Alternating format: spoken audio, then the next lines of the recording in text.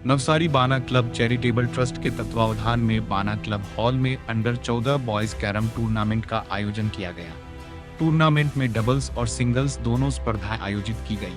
पुरस्कार वितरण समारोह में बाना क्लब के अध्यक्ष भूपेंद्र देसाई और खेल प्रेमी सदस्यों ने विजेता खिलाड़ियों को ट्रॉफी प्रदान कर सम्मानित किया।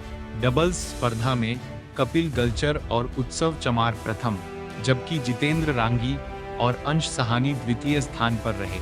सिंगल्स स्पर्धा में राज सोनकर प्रथम तथा सुजीत सहानी द्वितीय स्थान के विजेता बने। बाना क्लब में विद्यार्थियों को कराटे, किक बॉक्सिंग तथा विभिन्न इंडोर और आउटडोर खेलों का प्रशिक्षण दिया जाता है। मानसून के दौरान बच्चों को इंडोर खेलों के प्रति प्रोत्साहित करने के उद्देश्य से इस कैरम टूर्नामेंट का आयोजन किया गया।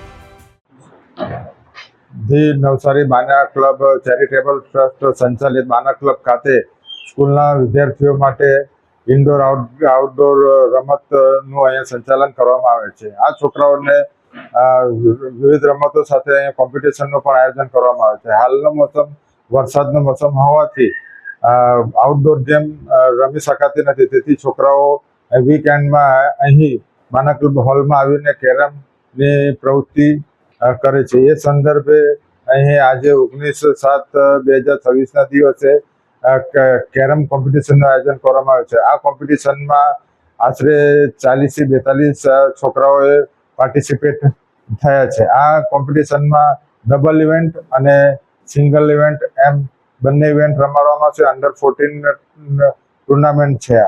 આ ટુર્નામેન્ટમાં વિદ્યાર્થીઓ ફક્ત કોમ્પિટિશન રમે એ આશયથી નહીં, પણ છોકરાઓને શારીરિક કવાયત અને શારીરિક પ્રવૃત્તિઓનું મહત્વ અહીં સમજાવવામાં આવે છે। સ્પર્ધામાં કેમ ભાગ લેવું એનું મહત્વ સમજાવવામાં આવે છે। વિજેતા થાય કે હારે એનું પણ મહત્વ, હારનું પણ મહત્વ સમજાવવામાં આવે છે અને વિજેતા થાય તેનું પણ મહત્વ આ વિદ્યાર્થીઓને સમજાવવામાં આવે છે। અને રમતગમતનું ખાસ એ લોકોને જીવનમાં કેટલું ઉપયોગી છે એના પર અમે ભાર આપીએ છીએ। અને આજના સમયમાં મોબાઈલમાં જે વળગણ લાગ્યું છે છોકરાઓને, એ દૂર રહીને રમતગમત પર ધ્યાન આપે એ આ બાના ક્લબ ચેરિટેબલ ટ્રસ્ટનો આશય છે।